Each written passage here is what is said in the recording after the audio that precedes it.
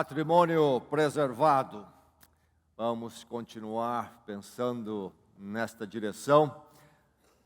Nesta era em que somos dependentes da tecnologia, principalmente visual, você deve estar notando nossa dificuldade nesta área nesta manhã. Nós já temos nosso sistema de filmagem definitivo, de ótima qualidade, temos o nosso som também já definitivo, de ótima qualidade, mas ainda não temos o nosso sistema de projeção definitivo e de boa qualidade. Está tudo improvisado e problemas diversos surgem, mas chegaremos lá com a minha participação e a sua participação também. Então vamos caminhar nesta direção. Matrimônio preservado, com projeção ou sem projeção. E nossa direção, nosso pensamento deve focar em Efésios. Carta do apóstolo Paulo à igreja em Éfeso, Efésios capítulo 5, depois dos evangelhos, Atos, Romanos, 1 Coríntios, 2 Coríntios, Gálatas, Efésios. Nós vamos ao capítulo 5 ver um texto bem conhecido pelos crentes, discípulos de Cristo, texto rico que não se encontra em nenhuma literatura humana em termos do que ele propõe e pode propor também. Efésios 5, nós vamos focar do verso 18 ao verso 27. Nós estamos pensando então em matrimônio preservado, não ser perdido, não ser destruído, preservado. Algo urgente para os nossos dias, muito urgente. E recordando sobre o matrimônio definido, pensamos no domingo passado sobre o matrimônio definido. Definido pelo quê? Pela cultura e o mundo que vai e vem, muda? Não. Pela âncora nossa, que é a palavra de Deus, particularmente a palavra de Jesus Cristo. E mais, lembrando que nós conhecemos a verdade como? Pela correspondência com a realidade e não com a minha afetividade, o que eu quero, o que eu creio. O que eu quero, o que eu creio precisa bater com a realidade. Só ser, na minha crença particular, afetividade pessoal, isto me leva a caminhos totalmente desvairados e todo tipo de coisa. Sim, há uma crença pessoal, minha e sua, e nós dois olhamos para fora a realidade e dissemos o quê? Nós dois estamos certos, é isso que está lá fora. Então, a nossa verdade vem do correspondência da realidade, e a palavra de Deus sobre casamento e sobre quem é o ser humano corresponde perfeitamente com a realidade. Deus criou, Jesus diz, afirma, nós lemos, homem e mulher. Gênesis afirma isso, Jesus Cristo reafirma, Deus criou homem e mulher, mulher e homem, homem e mulher, mulher e homem, não sai disto. E aí ele coloca homem e mulher no casamento, institui o matrimônio. Então, para Gênesis e para Jesus Cristo, sexo e gênero são inseparáveis, corresponde à realidade. E aí então, homem e mulher unidos no casamento monogâmico, vitalício, a proposta quando se une em Cristo, um casal é para enquanto ambos viverem. Então vamos ao nosso texto. Efésios, capítulo 5. Vamos receber a palavra de Deus com o coração aberto nesta manhã e com a nossa mente também alerta. Que o Senhor abençoe a cada um aqui na palavra nesta manhã. Ouçamos a palavra do apóstolo. 5, vou começar com 5:17. Portanto, não sejam insensatos, mas procurem compreender qual é a vontade do Senhor.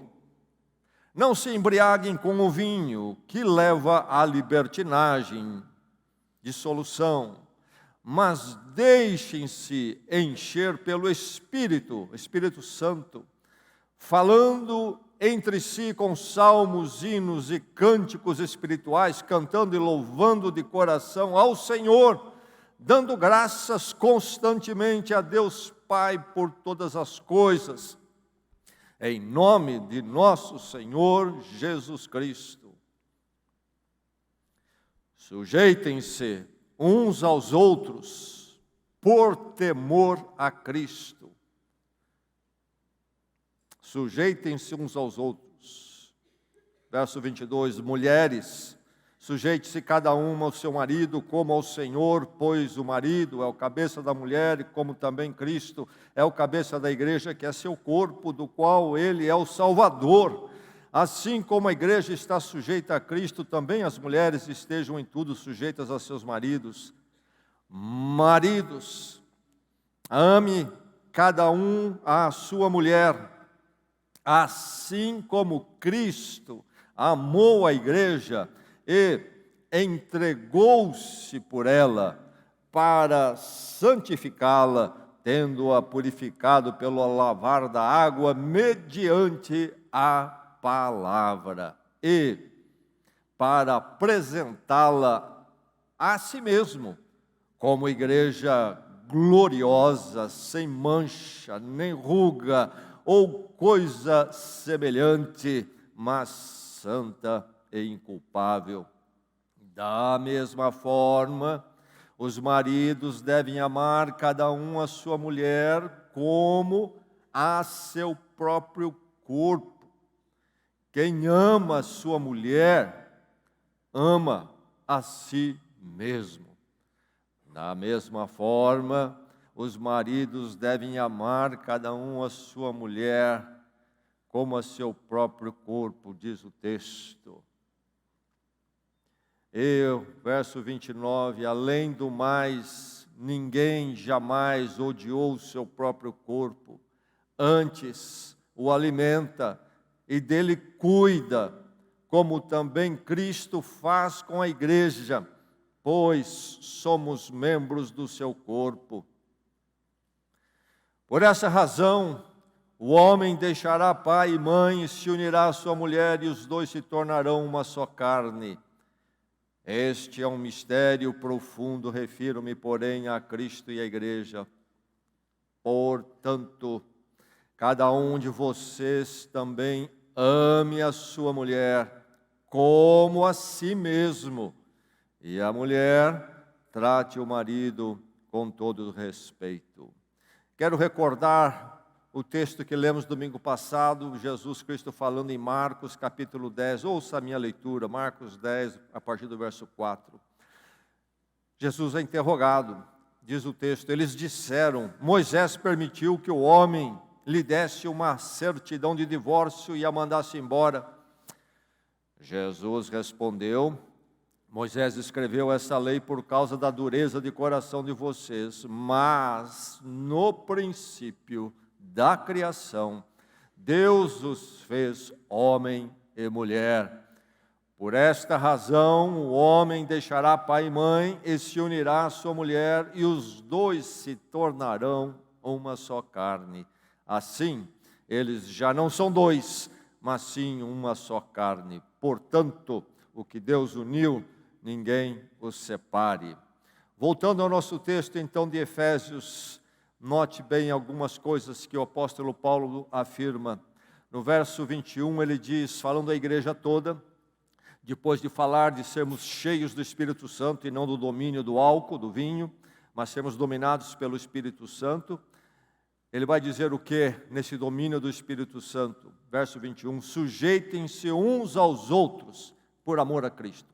Então, sujeição como uma regra geral para toda a igreja, para todo o gênero, sexo, homem e mulher, sujeição. Mas há formas diferentes dessa sujeição se apresentar. Há uma forma para a mulher e há uma forma do marido também apresentar a sua sujeição no casamento diante da mulher. Para a mulher ele diz, mulheres sujeitem-se em cada um ao seu marido, como ao Senhor. Ao marido, ou maridos, ele diz no verso 25, maridos, ame cada um a sua mulher, assim como Cristo amou a igreja e entregou-se por ela. De que forma? Até a cruz, até a crucificação de si mesmo. Maridos, ame cada um a sua mulher, como Cristo amou e se entregou pela igreja. E aí a palavra dele no verso 27, esse objetivo maravilhoso em todo esse entregar de Cristo, um objetivo maravilhoso que então deve acontecer no casamento também. Propósito de Cristo para a igreja, verso 27, para apresentá-la a si mesmo, como igreja gloriosa, sem mancha, nem ruga ou coisa semelhante. E aí então, é por isso que o verso 31 diz, quando Jesus cita, Paulo aqui cita Gênesis também, como Jesus citou em Marcos, que eu acabei de ler. Por essa razão, o homem deixará pai e mãe, e se unirá à sua mulher, e os dois se tornarão uma só carne. Texto de Gênesis, citado por Jesus, citado pelo apóstolo Paulo. Mas o verso 33, então, amarra tudo numa conclusão. Portanto, cada um de vocês também ame a sua mulher como a si mesmo. E a mulher trate o marido com todo respeito. Esta é a palavra do Senhor.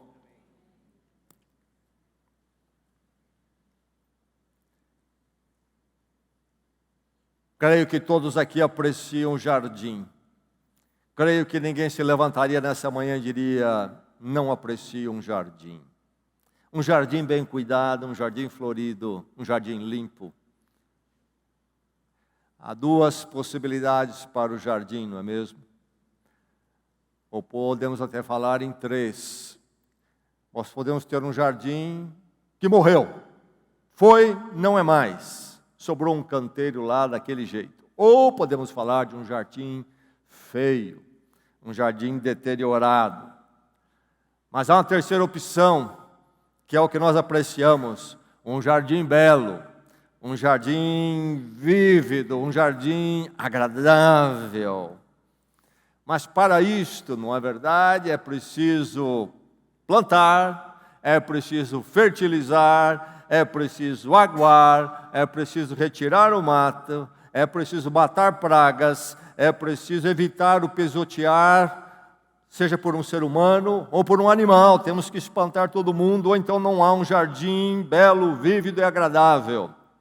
Enfim, um jardim belo, vívido e agradável só acontece se houver o cuidar. Essa é a palavra-chave.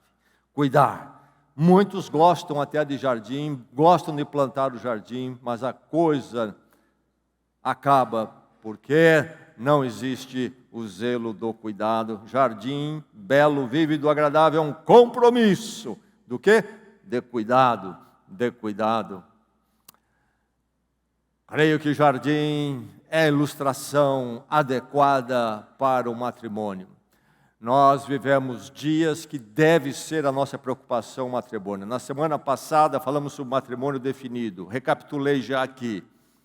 Estamos perdendo o que é o matrimônio porque não temos mais definição. A cultura simplesmente está na palavra deles desconstruindo, isto é, ninguém mais sabe o que é matrimônio. Cada vez sabemos menos, isso em termos de cultura e de mundo, mas o discípulo de Cristo, ancorado na palavra em Cristo, não vai ficar confuso, não vai perder a definição, sabe o que é. Mas preservar o matrimônio, tão necessário e urgente nesses dias, não é apenas saber conhecer a definição, é preciso também cuidar dele. Lamentavelmente, nesses dias, quando não somente o matrimônio não tem definição, está confuso, e consequentemente também, casamento, matrimônio, é algo que está em constante destruição. Lamentavelmente, isso tem afetado tantos casamentos de crentes. Meu irmão, minha irmã, me escute bem, você que é casado. Jovens, você que sonha com romance, um namorado, uma namorada, um casamento, comece a preparar a sua mente nas bases sólidas para você fazer algo sólido.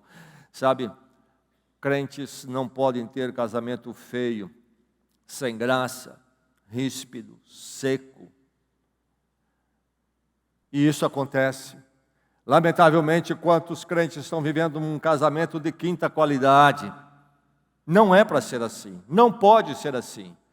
O propósito de Deus para o casamento que Ele tem para você é algo muito superior. Ainda ontem à noite, no encontro de casais, o pastor visitante, pastor Sacha, falou de uma forma ampla sobre estes objetivos de Deus para o casamento. Mas lembre-se, assim como no jardim, a deterioração do casamento não é de uma hora para outra, é processual. Não há o cuidado hoje, não há o cuidado amanhã, não há o cuidado depois da manhã, e em graus, em degraus, vai se descendo do belo, do vivo, do vívido, do agradável para aquilo que é pior, pior. Assim é no jardim, assim é no casamento. Que pena, tantos crentes vivendo esse casamento. Por quê? Porque a ausência do quê? Do cuidado. Cuidado. Casamento é um compromisso de cuidado. Ninguém deve entrar para o casamento se não quer esse compromisso. Aliás, o mundo também não está entrando porque não quer esse compromisso e por isso se perde. Não quer o compromisso com o jardim, então não terá jardim, não terá algo belo, não terá algo vívido, não terá algo agradável. É preciso compromisso, as duas coisas vão juntas. Mas que maravilha quando se tem o compromisso, porque ao cuidar, ao belo, ao vívido, ao agradável, é o caminho superior. O caminho superior é do cuidar, não do abandonar, não de deixar para lá, deixa correr de qualquer jeito. O caminho superior é do cuidado, e cuidado é manutenção, manutenção.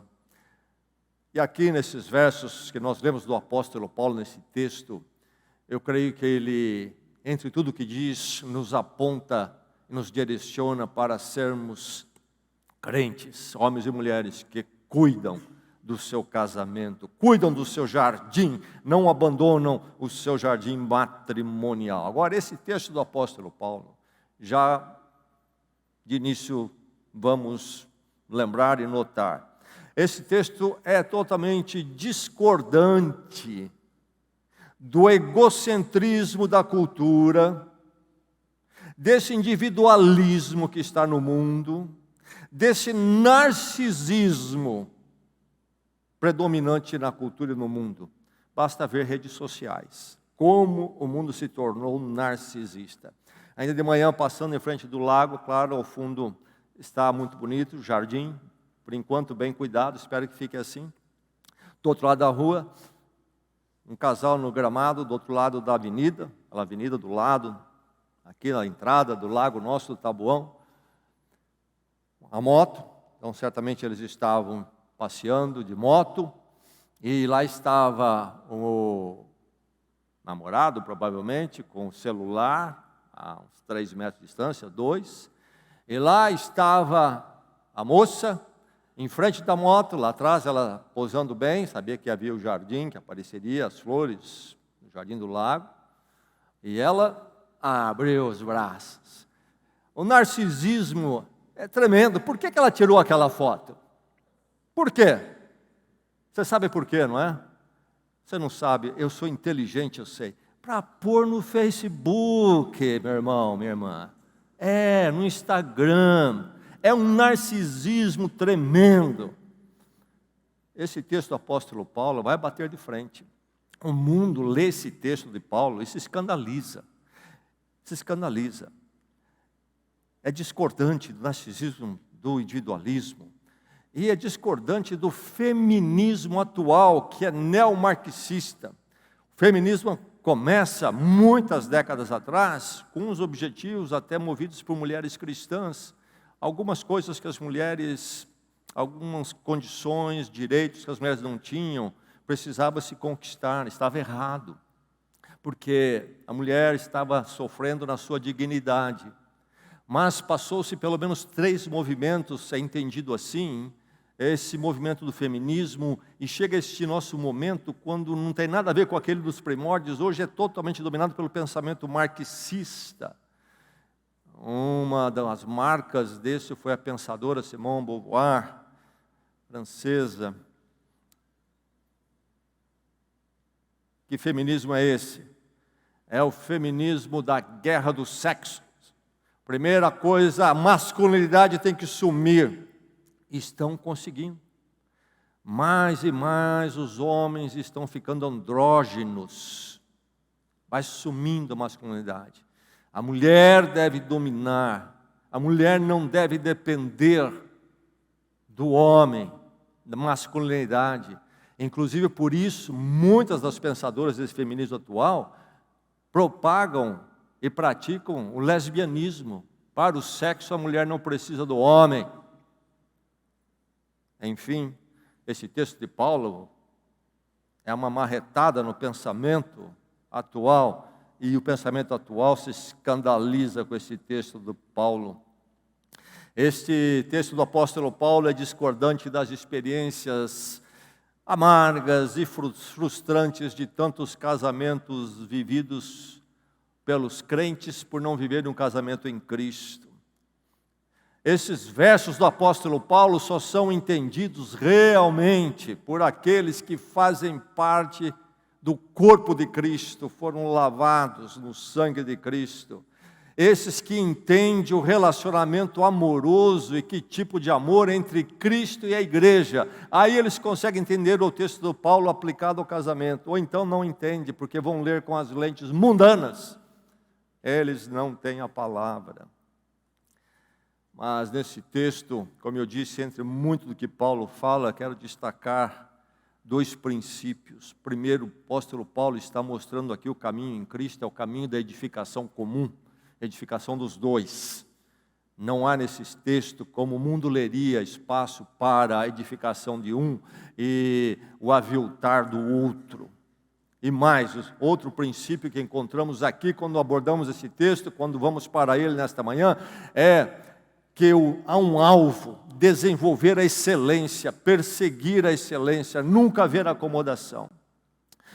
Sujeitem-se uns aos outros, é a regra geral, por temor a Cristo, diz o verso 21. Sujeitem-se uns aos outros por temor a Cristo. No casamento, a mesma experiência de sermos membros do corpo de Cristo, igualmente, Cristo morreu por homens e mulheres, criaturas dignas, criados todos à imagem e semelhança de Deus. Então nós nos sujeitamos uns aos outros, não porque eu mando em você, eu oprimo você, ou você me oprime, não. Uns aos outros, é recíproco, porque é em Cristo. Cristo é a convergência. Nós temos a convergência, o mundo não tem.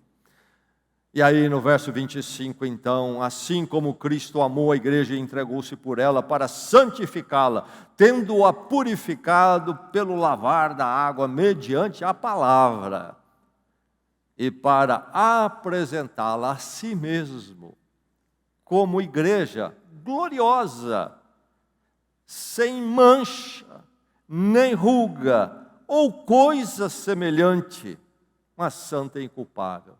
Veja como Cristo trata a sua noiva. O que Paulo está dizendo aqui é que o marido e a mulher, de forma recíproca, devem perseguir este alvo. E particularmente o marido. Qual é o alvo do marido? É a sua mulher ser santificada, sim, e mais. Gloriosa, sem mancha, nem ruga, ou coisa semelhante. Que alvo! Que objetivo, que excelência é esta para o casamento, na verdade?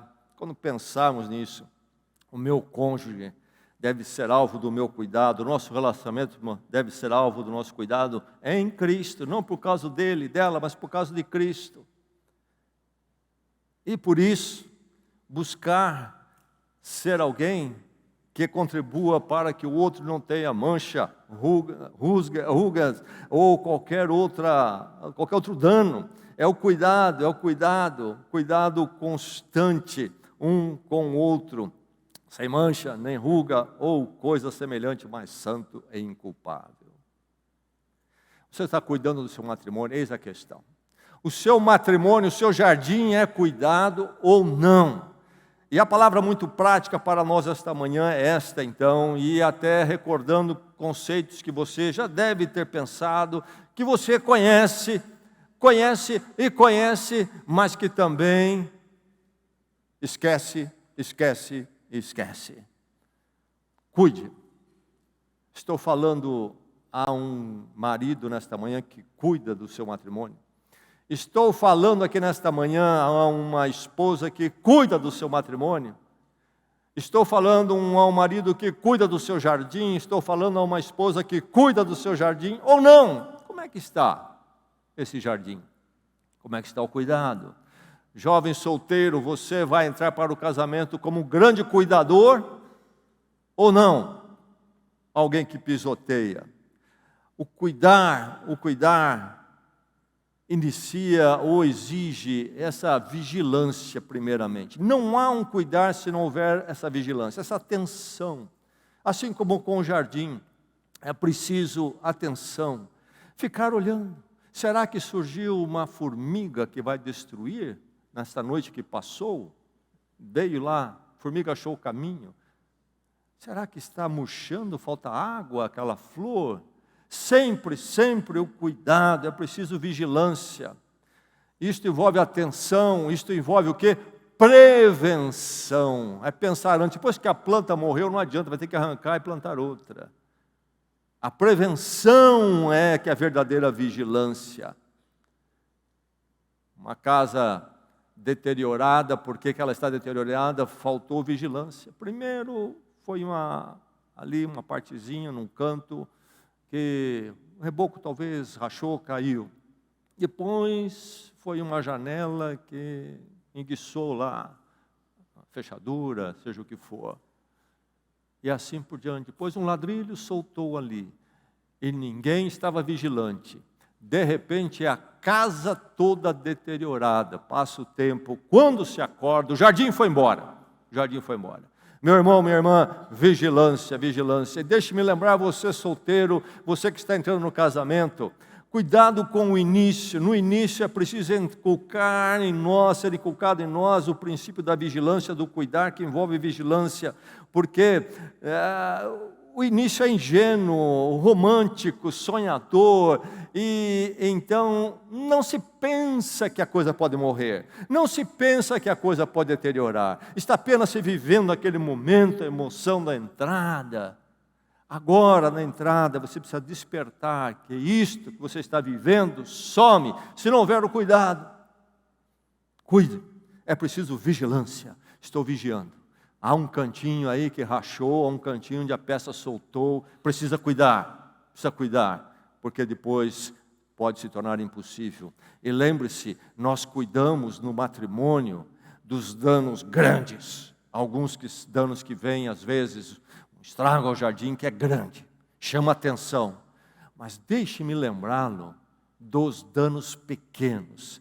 E me parece que muitos casamentos, se não a maioria, na verdade, acabaram-se vítimas, aqueles que estão num estado de falência, dos danos pequenos.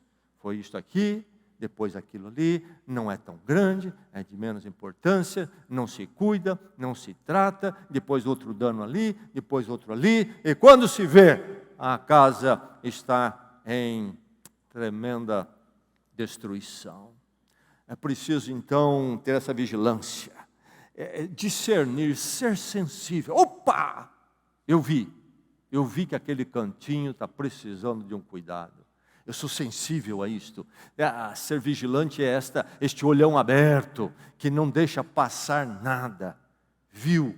Está ruim, está ali, está tudo bem, mas aquele canto não está bem, aquele pontinho não está bem. Corre para tratar. Dá uma mão de tinta, repara o que está faltando. Vigilância.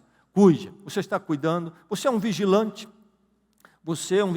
sensível, discernindo os danos no seu casamento, olhando todo o tempo, ou você dorme, diferente. Eu já fui em casas deterioradas, as pessoas moram ali, e sabe o que eu percebi? Está todo mundo dormindo. Eles não são vigilantes, não são sensíveis à deterioração da casa deles, está cada vez pior. Falta uma pintura, às vezes simplesmente uma pintura, não pintam. Mas é caro, então compra tinta, pinta você mesmo. Não, deixa assim, não nos incomoda. Tudo bem. E eu fico incomodado. Eu me incomodo por eles. Mas é interessante que eles não se incomodam. Talvez você tenha a mesma experiência. E o casamento, meu irmão, minha irmã? Como é que está a sua vigilância? E mais, é preciso constância. Esse negócio de cuidar não tem interrupção, não tem férias, não tem folga. Eu vou tirar umas férias do cuidado do casamento. Eu vou tirar um sabático de 3 meses aí para dar uma recuperada. Não. É um compromisso de sempre. É preciso reconhecer que os danos vêm de forma incessantes. A gente trata uma questão hoje, amanhã já surge outra, então é constante. Pronto, eu tratei do meu jardim hoje, eu fui lá, eu aguei, pus um fertilizante e tal, agora eu posso viajar por 2 anos, eu volto e o jardim vai estar aqui. Não, não, não, se você não estiver ali todos os dias, vai embora, acaba. É constante, meu irmão. Todo momento é esse compromisso, é isso que o apóstolo Paulo está mostrando aqui, quando fala em apresentar, sem mancha, sem ruga. Nos nossos dias, vivendo a época da plástica, meu irmão, a sua esposa não deve precisar de plástica, você deve verificar que as rugas não chegam nela. Quantas rugas que estão na esposa, que foi você que trouxe. Falta cuidado. Enfim, as rugas físicas, na verdade, vêm para todo mundo, homem e mulher, queira ou não queira. Estamos falando da relacional e espiritual. Essa constância de cuidar. Ser incansável no reparar. Eu cansei de reparar meu casamento. Já viu gente falar isso? E com relação a outras coisas também. Cansei de cuidar dessa casa. Cansei de cuidar desse jardim. Tem que ser constante, isto envolve ser incansável. Casei-me num sábado. Casamento à noite. Sábado de manhã, minha noiva amanhece com uma tremenda virose, de ordem intestinal, estomacal. Era sábado, um médico amigo da família foi chamado, foi para lá, aplicou a ela uma daquelas injeções levanta defunto, e de um jeito ou de outro ela apareceu no comecinho da noite, finzinho de tarde, para o casamento. Estava mais, em termos de olhar, estava muito bonita, mas no olhar parecia mais um zumbi do que noiva. Eu desconfio que até hoje eu desconfio que ela foi para lá, mas não sabia que estava lá. Quando o pastor pediu o voto a ela, eu não a ouvi dizer sim. Me preocupa até hoje isto. E eu também estava muito preocupado com ela. Inclusive, o pastor havia combinado, olha, se em algum momento você não se sentir bem, faz um gesto, um sinal, que eu dou uma oportunidade para você sentar, alguma coisa assim. E o pastor se prolongou na mensagem, e minha esposa acenava, e o pastor não percebia. Enfim. Uma mensagem longa, não lembro muita coisa, mas eu lembro algo que ele diz. Um pensamento. O romance de ontem não empresta para hoje nem para amanhã. O cuidado de hoje não empresta para amanhã.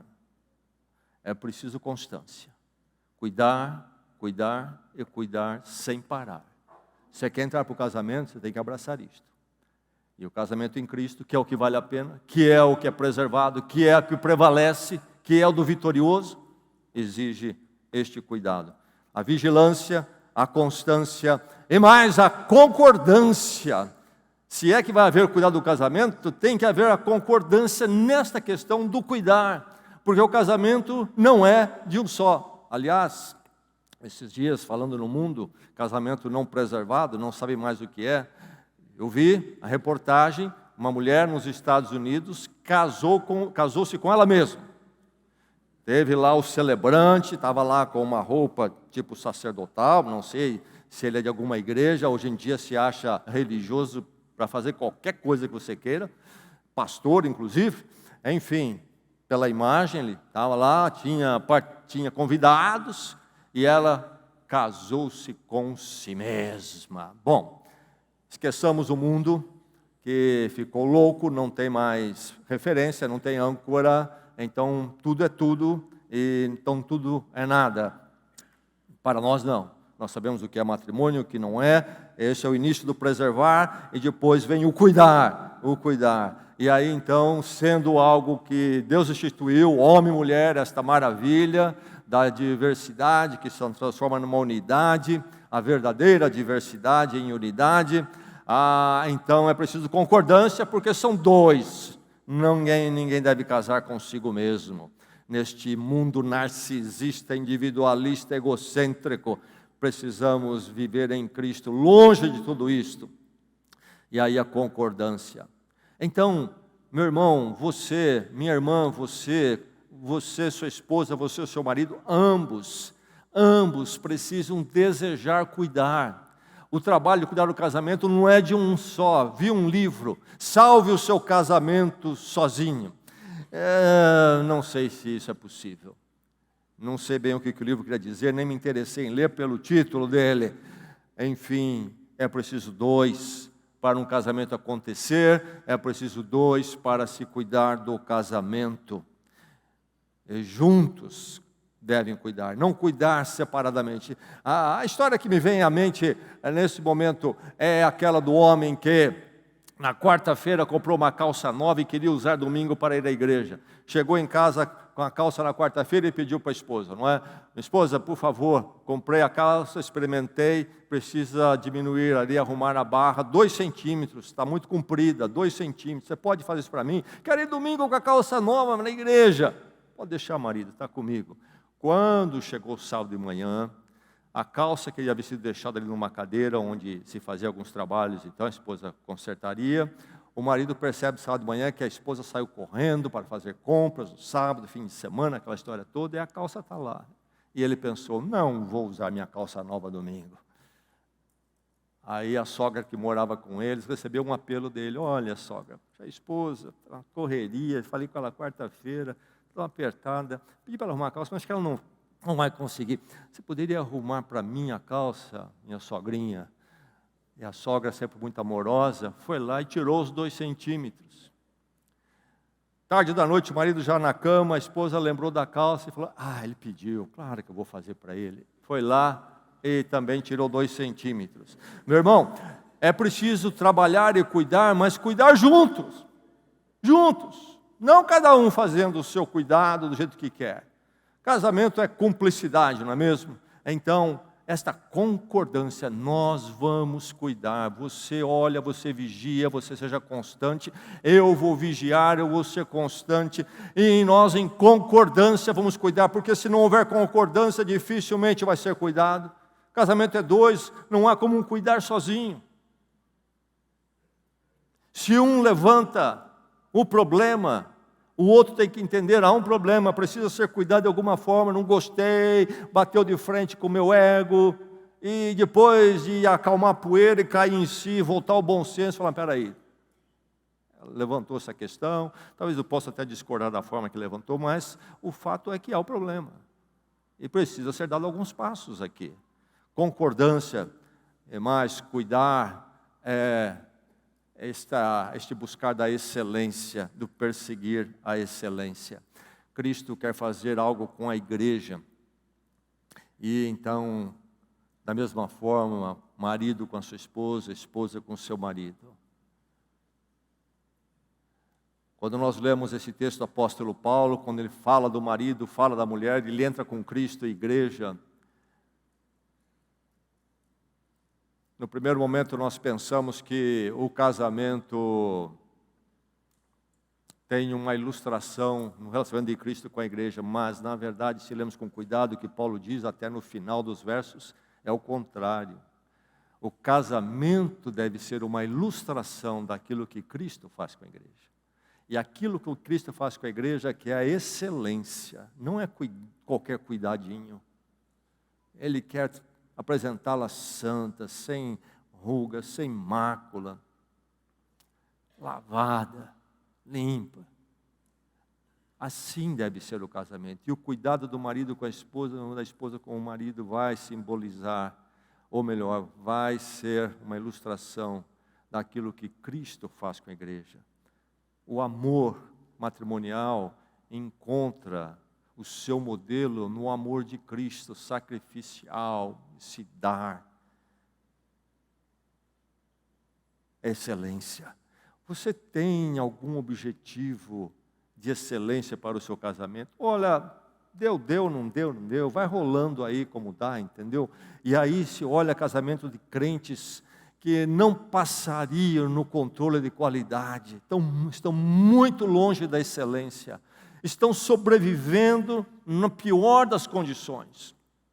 O dialogar, o tratar, o respeito é de terceira, quinta qualidade, porque aos poucos o dano foi tomando conta, não houve vigilância, e então a coisa foi avançando, e agora é isso aí, é um jardinzinho seco e feio, umas florzinhas mirradas. É o melhor símbolo desse casamento de um crente que tem Cristo, tem tudo para fazer um belo jardim, fazer a manutenção devida em concordância, em constância, em vigilância, a perseguir a excelência como Cristo persegue para a igreja. Ele quer fazer de nós, a sua noiva, o melhor e não o pior. Meu irmão, a sua esposa é a sua esposa, não é a outra. Cuida do que é seu. Minha irmã, seu marido é o seu marido. Cuide, é seu. E vocês são uns dos outros, conforme o apóstolo Paulo diz aqui. É interessante notar os noivos na entrada para o casamento. Eu falei domingo passado e deixe-me reforçar aqui. É uma alegria sempre participar do momento de matrimônio. Primeiro, sabemos que é uma bênção que Deus deu desde a criação. Só Ele poderia formar casamento, e Ele formou. Só Ele poderia formar homem, mulher, para depois unir. Tremenda obra.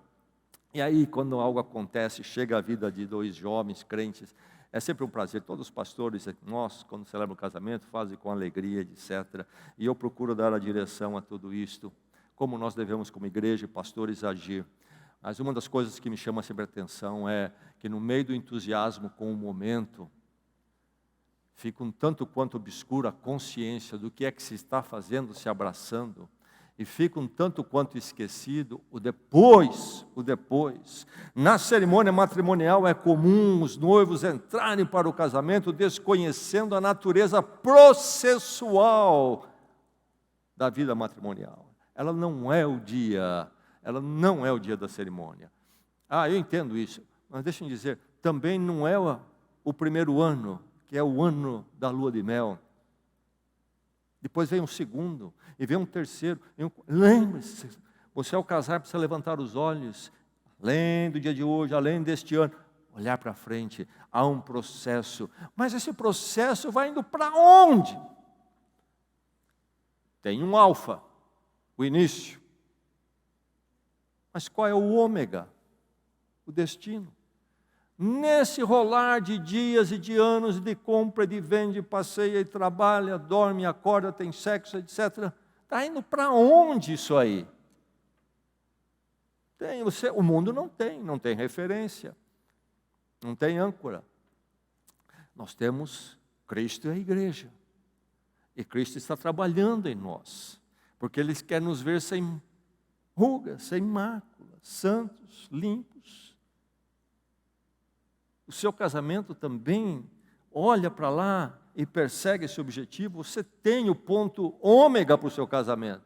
Ou está com a cabeça enterrada no hoje. Esta excelência, uma das coisas lamentáveis que todos nós já experimentamos é ver que muita prestação de obra, não estamos dizendo todas, mas muita prestação de obra é feita por um profissional que não tem esta dignidade de querer a excelência no serviço que ele presta. E aí a gente fica desapontado. Lá veio o sujeito, fez o serviço, aí você vê, fez daquele jeito, paguei, mas não entregou algo de excelência. Ele fez o que dava para passar. E, na mesma forma, matrimônios, onde se aceita o que dá para passar. Está feio esse jardim, está desagradável, foi embora o prazer e a alegria que deveria ser constante. Alvo, objetivo, melhorar, buscar a perfeição, olhar para Cristo e igreja, esse relacionamento de cuidar para o melhor, sempre buscando. Não perca o objetivo, meu irmão, não perca o objetivo, minha irmã. Veja qual é o seu ponto ômega, olha para Cristo e a igreja e trabalhe, cuide do seu matrimônio, cuide do seu casamento. Seja alguém inconformado com o viver inferior, você ser um inconformado com um casamento que fica como fica. Sim, danos vêm, batem a porta todo momento. Cristo está trabalhando a sua igreja constantemente, até aquele dia quando vai se apresentá-la a si mesmo, diz o texto. Não chegamos lá. Nosso casamento também vai sofrer danos daqui e dali, mas sempre olhando para a excelência. Quero perseguir a excelência. Se eu vou atingir ou não é outra história, e certamente não atingirá. O ponto é, você persegue a excelência, ou você vai entregando tudo ao que será, será. Irmão, minha irmã, rotina no casamento é natural, é esperado e deve ser assim. Nós vivemos num mundo onde as pessoas têm dificuldade com a rotina, logo eles entram no tédio. Mas uma das coisas maravilhosas da vida é a rotina. Umas férias bem vividas, você sabe como é. O que é o que são umas férias bem vividas, bem experimentadas? É aquelas que você sai por 2 semanas, 1 semana, 3, e você então rompe com toda a sua rotina, particularmente profissional, e é um extravasar, liberar do estresse, aquela coisa toda. Mas se é bem vivida, é aquela que quando chega no final você fala, estou pronto para voltar, estou ficando meio cansativo esse negócio. Surgiu na nossa sociedade e cultura, não muito tempo atrás, a ideia de aposentadoria. E hoje está se acordando para a realidade um pouco mais. Mas a grande ideia que entrou é o seguinte, vai chegar um momento que particularmente não é a ideia muito socialista de que você vai ter uma aposentadoria do governo e com ela você não precisa trabalhar mais, porque o governo vai te dar o salário que você precisa para viver. Hoje a gente sabe que essa conversa não vai a lugar nenhum, nem mesmo na China. E a ideia era, vai chegar um momento da minha vida, vai ser maravilhoso. Além de eu ter o salário inteiro lá no banco todo mês, eu vou pôr pijama e ficar em casa. Depois de 30 dias de pijama em casa. Um problema sério. A rotina do fazer, do investir, do cuidar, do manter, é algo esperado, é maravilhoso, mas é rotina. É rotina. Mas há uma diferença. O casamento caiu numa rotina, então não é bem assim que eu quero. Eu quero de novo sentir aquela adrenalina que eu sentia quando eu vi a primeira vez. E meu coração acelerou. Isso é infantilidade, imaturidade. Mas está aí, está na mídia. Os artistas ficam falando dessa besteira, não é? Estão sempre de novo amor. Encontrou um novo amor que dura 3 meses, etc. Palpitação.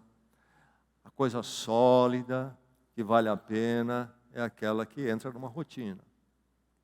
Agora, no matrimônio, rotina não quer dizer, e é aí que está a diferença. Quando você olha o texto de Paulo, das Escrituras, rotina não quer dizer acomodação.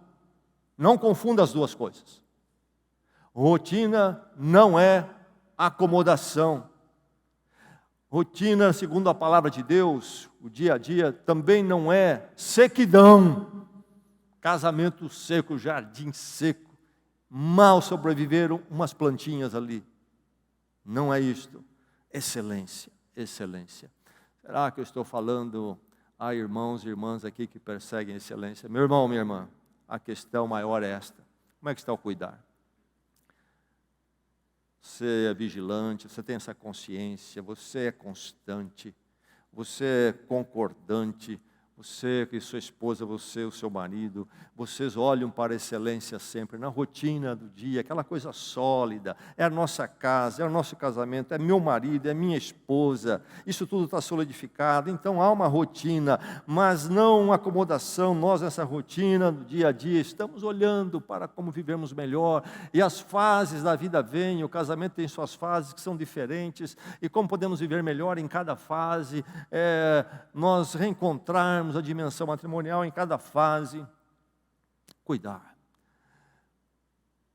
O mundo está vivendo um casamento que não é preservado pela definição, por isso também não é preservado pelo cuidar, o índice de divórcio aumenta, mais e mais casais que não sabem o que estão fazendo um com o outro, infelizmente também acontece em muitos casamentos de crentes. Meu irmão, minha irmã, que nesta igreja nós possamos ter aqui matrimônios todos muito bem cuidados, pela graça de Deus e para a bênção sua e a bênção da igreja e até da sociedade, que nesta igreja, marido cuide do matrimônio, esposa cuide do matrimônio, não sejamos relaxados, relapso nesta bênção que Deus colocou em nossas vidas.